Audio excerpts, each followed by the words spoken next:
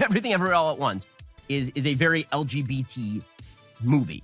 It has the main... It has a lesbian, an honest-to-God lesbian. It also has gender-bending characters. That's true. In different universes, you can be different genders. That implies an infinite amount of genders. Never thought about that, Ben. Oh, that's horrifying.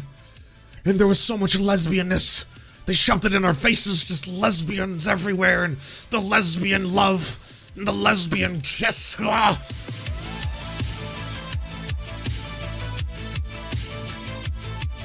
Awards, nobody watched it, but we watched it, so you didn't have to. As always, the Oscars is way too long. It was apparently quite boring. It did have some moments. So first of all, the overall Oscar... I love how all year everyone talks about how much they hate the Oscars. Doesn't matter if they're libs, doesn't matter if they're lefties, doesn't matter if they're righties. Everyone's like, I fucking hate the Oscars. I hate the liberals. I hate the Academy Awards. I hate all that kind of stuff. And then the Oscars come by, and then all of a sudden it's like, I'm very mad, or I'm very happy. Oh, I'm so happy person won. I'm so angry person didn't win. I was like, I thought everyone checked out. I didn't even know who had won any of the Oscars until my dad called me to be like, hey, son, apparently that Everything Everywhere All at Once won Best Picture. You must be happy. I was like, what? What? Oh, cool. Yeah, yeah. Glad they got the shiny thing. But anyways. For analysis, diversity always wins. So you can bet these things. I mean, seriously, if you're going to bet the Oscars, always bet on the diversity film in order... Okay, so everyone's been saying this. The Oscars, super diverse, super woke. If you're woke, if you're black, if you're indigenous, you win by default. You don't have, like, it's just like, it's wild, you know that? Michelle Yeoh is the second woman of color, the second ever, in the history of the Academy Awards to win Best Actress. The other is Halle Berry. That's it. The other 93 are white women. So 93 white women and 2 women of color have won that award.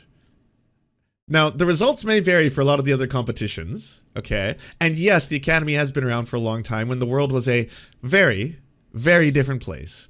But still, to be like, well, the Oscars have gone completely woke. It's nothing but diversity. I see. There's been a lot of changes to the Oscars over the years, and a lot of them are usually corporate decisions in one way or another to try and calibrate. As in, there is a lot of criticism that is levied fairly against the Oscars that, hey, in terms of representation, it does seem like a lot of the films, nominees, and awards go out to white people. It seems like it's a very white award ceremony. And also, older white people, because the Academy has a lot of patterns. If you want to predict Oscars for money, a very safe bet outside of looking at what Vegas gambling odds are going to be, and please don't ever gamble on the Oscars. This is a fool's errand. Don't gamble in general. You will just lose money. But if you were, here's some tips and tricks. If you are under 40 years old, it's more likely that someone who is established, who is over 40 years old, if they are an actor, is probably going to win the Academy Award over you, unless it was just like one of the most undeniable performances of all time. But even then, you can be robbed of it. So that's around the sweet spot when most actors usually start to win their Academy Award. And if there's an old legend that hasn't gotten for like a really long time, for whatever reason, they're most likely going to grant it to that old legend, disproportionately towards, obviously, white people. That's the Oscars. That's like, if you were just looking at the statistics, this is how this usually plays out. The Academy is really big on self-flagellation. It's really big on circle jerking. It's really big on honoring the very idea of movies. It's also very big on acting as if it wasn't at any time ever like bad or racist or prejudiced, or if there wasn't ever, you know, events that happened in the history of the Academy Awards that are obviously controversial. It likes to kind of continue to self-flagellate. It's a very powerful exercise in self-suckery. Is what the Academy Awards are. And so that's pretty much why I, even though I'm like someone who is kind of a cinephile, really into film, love movies, love esoteric movies, love foreign films, love watching movies from around the world, all that kind of stuff, I checked out of the Oscars quite a long time ago. I know what they're doing. I know what they're doing when they're like, we're going to put superhero movies in a bunch of like categories. Now, of course, because that's what's going to get 1 million more people to watch you. There's going to be a whole bunch more people like, what? My Marvel thing can win a thing? Well, then yes, I'm excited now. To win this year, the diversity film was indeed Everything, Everywhere, All at Once, All the Time, Forever. And that film was likely going to win. Now, normally what happens with the Oscars is that there is a film that sort of emerges as the early front runner, and then there's a... Ke Huy Quan was the first Asian man to win an Oscar. Yeah, that should also be mentioned. And don't get me wrong, That was beautiful. Okay, I watched it after the fact. I watched it the next day. I watched his acceptance speech. Yes, my heart melted. I think he's an absolute treasure. He's such a darling human being. He's such a wholesome person, and he was incredible. I thought he was he gave an absolutely incredible performance in that movie. I was saying when I first saw Everything Everywhere All at Once that so much of what he does in that film is without any special effects. He can do something as simple as that old little trick where it's like, that, and he's becoming two completely different people. At one point, he seems like he's a completely different character, and the next point, he seems like he's this incredibly sensitive, docile, emotionally empathetic human being. In the next section, he's like a action star of the highest caliber, and you would never feel scared if he was protecting you. Like it goes like this, and it's like it's just flawless. Like it was an absolutely incredible performance. Backlash against the film, and then some other film wins. Right? You'll remember that happened the year that it was like 3 Billboards at Ebbing was in the lead, and then all of a sudden it just sort of fell away because everybody's like, it's a lot of white people in that movie. We can't do that. That thing sort of happens a lot. Well, the Oscar winner last night, the big Oscar winner that took everything home, was Everything Everywhere All at Once Forever for the rest of time. That movie ended up winning Best Actress for Michelle Yeoh. He's so bitter. I love it. Because again, I'll be honest, the stakes mean nothing to me. I love that movie exists, and that's enough for me. And that I can share it with other people, and other people can feel emotion from it or get something from it. That's all I need. I don't need it to win any awards. If it wins awards and it makes the people who made it happy, that's cute. That's awesome. That's very, very great. But, if it didn't win awards, I also wouldn't be like, what if I need to talk about this? Let's get the cameras on, lights on here. Here we go. That's disgusting. It ends up... Also, by the way, the movie I know for a fact, without having pre-watched this, that Ben Shapiro wants to win is the same thing that he wants to win every single year, which is the World War II movie. Whatever World War movie, doesn't matter if it's World War I, World War II, that's what conservatives across the board, Matt Walsh is all, that's what they want to win. That, or maybe like an action film like Top Gun, because at least that is a little more pro, American military industrial complex, but it's usually the World War II movie. And don't get me wrong, All Quiet on the Western Front, as weird as it's going to be to say, I too agree with Ben Shapiro, probably for different reasons, but I too agree that film was absolutely incredible. It was a very powerful emotional journey to sit through. It was an incredible film. I can't take anything away from that as being just a masterclass of cinema. But I would not get mad again if it had won. I would be like, okay. I guess that's the one that gets the gold crown now, Winning Best Picture. It ended up winning also, I believe, did it win Best Director? I think it won Best Director as well. It won Best Director. It basically swept. Cool. Now, the reason that it swept is because it fulfills 2 intersectional check boxes. Okay. It fulfills the Asian intersectional checkbox, and we already had Parasite that won a couple of years ago, so we've done that. But it's very gay. Seems indicative of a very long-standing pattern that could be if we looked at the numbers in terms of the amount of awards that have been presented to Asian Americans or Asian people in general, probably would bear out in the data, right, Ben? Because you picked another example. Sure. Can you pick a third and a fourth after that, and then maybe a fifth? Movie. Everything Everywhere All at Once is a very LGBT movie. It has the main... It has a lesbian, an honest-to-God lesbian. It also has gender-bending characters. That's true. In different universes, you can be different genders. That implies an infinite amount of genders. Never thought about that, Ben. Oh, that's horrifying. And there was so much lesbianness. They shoved it in our faces, just lesbians everywhere, and the lesbian love, and the lesbian kiss. Storyline is essentially an Asian immigrant mom who is working really hard and ignoring her family, but she has to learn that her lesbian daughter's girlfriend should be introduced to grandpa, who has to be taught to accept the new ways of the world. The whole movie is about alternative universes and parallel universes, and it's like you're listing like one part of the story. There are multiple parts of the story, almost a large amount of different arcs, you could say, that take place, and there's a purpose behind that as well. One of them, Michelle Yeoh herself, is a lesbian. Oddly, her daughter is a lesbian in all the universes, apparently. But Michelle Yeoh is a lesbian in some universes with Jamie Lee Curtis in like Hot Dog Fingers universe. I can just imagine Ben Shapiro. I hope he saw it in theaters. I hope someone else got to look over and be like, that fucking Ben Shapiro? And he's just like...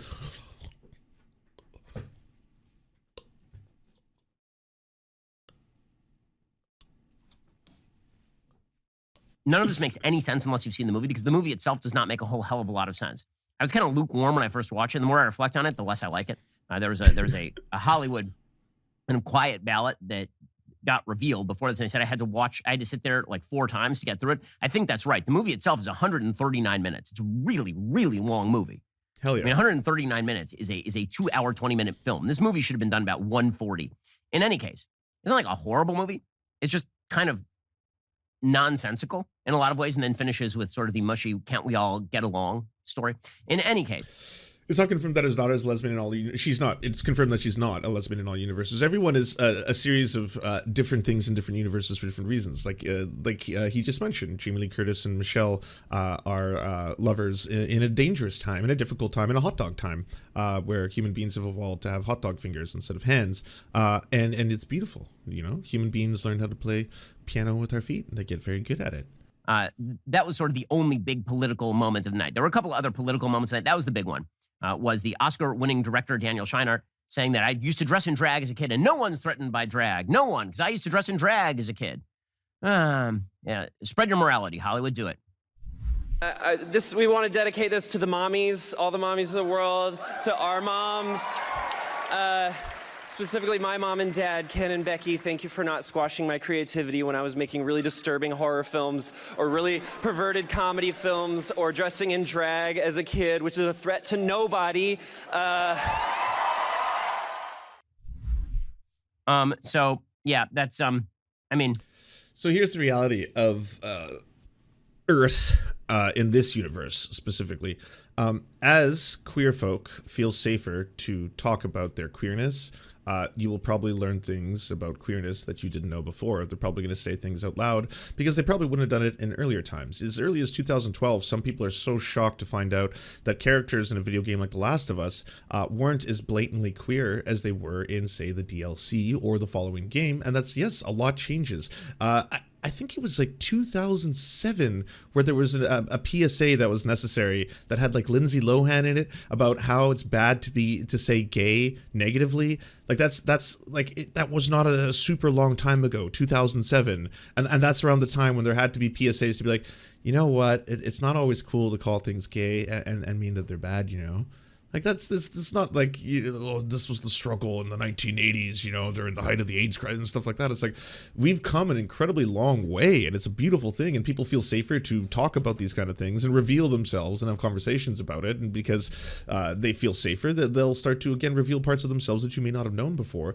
That doesn't mean that there's, again, a social contagion, that all of a sudden there's like an influx in queerness, and queerness has directly impacted culture, and now the Oscars have gone exceptionally woke. Again, when anyone says that Hollywood has gone woke, Hollywood is following markets. It's what they're doing. It's the reason why they have lots and lots of people who are studying this to understand where exactly and how exactly do we release our movies to maximize profits globally. If you're going to spend $500 million on a movie or 2 movies, and they're going to be super awesome superhero movies, well, you got to make sure that this is going to play well in China. You got to make sure this is going to play differently, but well in America. You got to make sure that this is going to play well in a lot of other countries. This is why you are seeing a lot of these decisions. But in terms of the studios, the majority, you don't have to worry about this. They're still owned by white cis dudes. The vast, actually, in terms of ownership class, it's mostly white cis straight men who run Hollywood.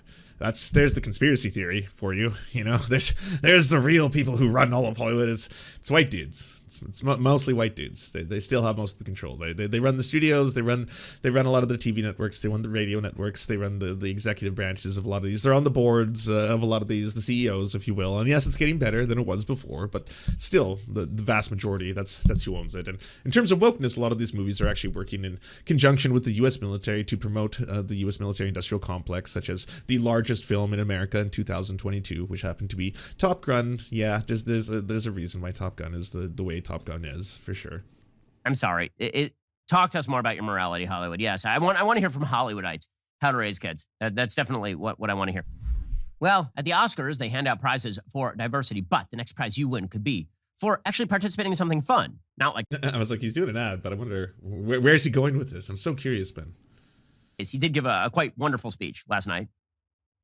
My journey started on a boat. Yeah, this is tender. I spent a year. Oh, I'm so happy to know that there's a humanity level that still rests within the worst bigots on the far right. Like, even the worst people, at some level, they can be touched somewhere. That means there's an entry point. That means there's somewhere where you could crack their hearts and finally make them realize you've been doing terrible things all this time, you know? In a refugee camp. And somehow, I ended up here on Hollywood's biggest stage. Hell yeah. They say stories like this only happen in the movies. I cannot believe it's happening to me. This is the American dream. Yeah, that's quite wonderful. That really is like a nice thing. That's the weirdest way to recognize that. Was that like your emotional heart turning on ever so slightly, and then on that moment it's like, yeah, all right, well, okay, I can't call that woke. I mean, by definition, it's woke. It is by definition woke. It's extremely woke.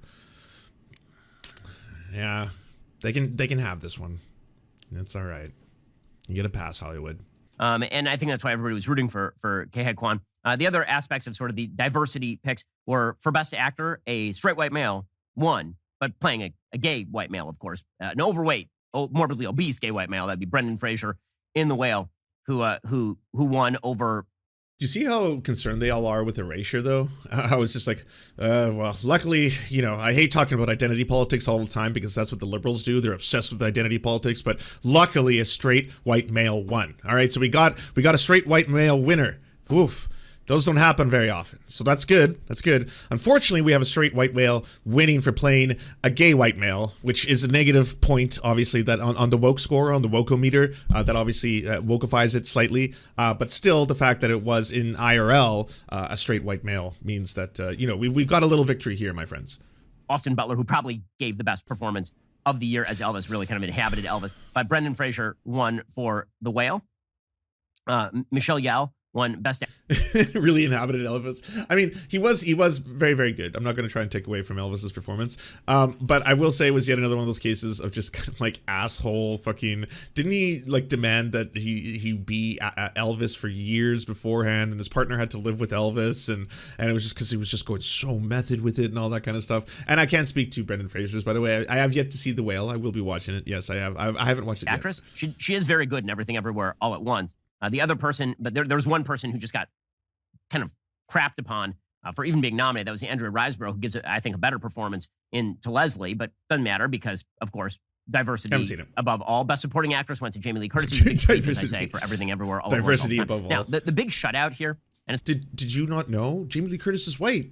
Ben, you got a victory. Because apparently this is all just some weird-ass race war that is going on. So, I mean, did you not want to mention that one? It's worth noting here, the big shutout here is Top Gun. So Top Gun, I believe, did not win a single award. Did Top Gun win anything last night? Top Gun, it won Best Sound. It won Best Sound. Which it won most profitable film of the year. It won in terms of movie-making profit. It's the most successful film. So it, by definition, was the most successful film of 2022 globally. There's that. Okay, Best Sound. It did not win Best Production Design. She's too woke. That's true, actually. That's true. I gotta give a shout out to the fact that Jamie Lee Curtis is the proud parent of a trans kid and is very open and an advocate about trans rights. It did not win Best Film Editing. It did not win. By the way, it certainly should have won Best Film Editing. The notion that Everything Everywhere All at Once won Best Film Editing is absurd. Okay, Ben, I worked as a film editor. I gotta be honest with you. There's obviously no way for us to ever truly quantify mathematically whether or not one film for one category or another is superior to another, because of course art is in the beauty of the beholder. One person could make a film where it just films a piece of shit for 2.5 hours. That's it, static shot, one take, and that's it, roll credits. And the majority of people would probably say that was the most boring piece of shit I've ever seen in my life. And then one person may say that was the most glorious theatrical and artistic experience I've ever had. So yes, art and the value of art is in the eye of the beholder. When it comes to technical ability to edit, however, I would simply posit that there are examples where editing can be at its most effective and its most beautiful, and other moments where it's obviously just an absolute and utter disaster train wreck, and that's what makes things not work or be cohesive or not have a flow or change your direction of attention or your focus, all that kind of stuff. And in the case of Everything Everywhere All at Once, I do have to say, most people who see that movie think that they had a special effects team of hundreds of people, because that's how Marvel films are made. You have massive special effects teams. They oftentimes outsource to companies in Vancouver who do all the special effects. I've worked with a lot of them before, and yeah, a lot of them handle very specific CGI sequences, very specific getting rid of any potential fault or error in shots, and doing continuity and stuff like that. They had a team of five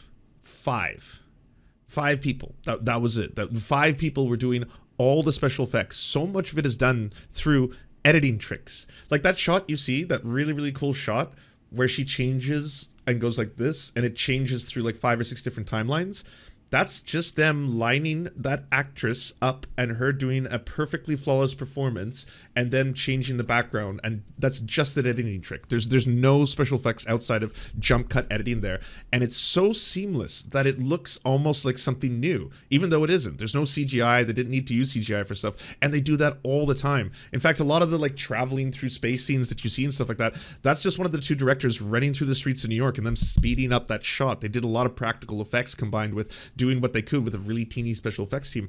But that's so cool, because like we've been sold under capitalism this idea that you need to have 400 person who are all doing the crunch working on this movie together, projects like that. Like we've gotten that, and like they demonstrated, which was really cool, that like you can still make incredible looking films that look like they are massive action films if you're creative, if that's like, if creativity is leading it, if it's not just like, okay, so we're going to have the massive monster and then the blue beam and then thousands and thousands of its like minions pop out of the beam and then everyone smashes into each other and that makes entire cities explode, but then like the wizard character will go like for frame and then like the whole cities will regenerate back into one and stuff like that. Like, yeah, it's gonna look crazy if you CGI all of that, but if you've got a creative team who's like, this is our vision, this is how we want to plot it out, this is how we're gonna make it happen, and then you pull it off, like that is a very difficult thing. It's a technical feat beyond which I could not even begin to try and have achieved that level of quality.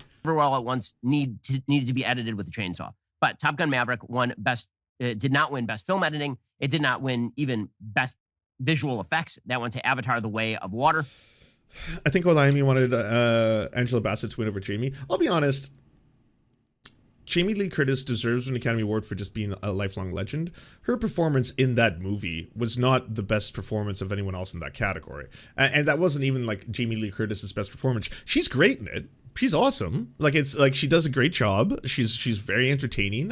I can't imagine that movie without her playing that character. But in terms of all the people and all the, like, the villain of that movie did a better job, in my opinion. The villain of that movie was absolutely sensational. Like, that was such an incredible performance. And again, it's something that would have been so easy to be silly and not be scary. And like, to jump between a villain that is at one point absolutely hilarious and then in the next point devastatingly terrifying, that's very difficult to do. And then to jump between that and just something completely absurd, right? Like, that's also super difficult to pull off. But again, these are all just my opinions, because art is subjective. Some people may have thought that it was the greatest performance that she ever gave. Some people may be incredibly happy about it. This is a tactical mistake by Hollywood, because in 5 years, nobody's going to be watching Everything Everywhere All at Once. It's just not going to happen. It's going to be a movie like Birdman or The Revenant. You know, things where in the moment, people are like, oh man, that's a great movie. And then no one ever watches it again. What? I know the critics fell in love with this movie. Again, I think I know the reasons why, but it's not, Top Gun was clearly the phenomenon of the year. The fact that there were so many people who were opposed to Top Gun was a quasi-political statement. It was sort of along the lines of this piece from MSNBC called Top First off, Top Gun was never going to win. Top Gun 2, I should say, but still, Top Gun was never going to win like Best Picture. It's in the same reason that they put superhero movies in. They put big action films into the Academy Awards now because that draws more eyeballs. That makes more people watch it, more interested, more fans of that franchise are going to show up, hoping like, oh, for my moment when you get the gold statue that validates all of us.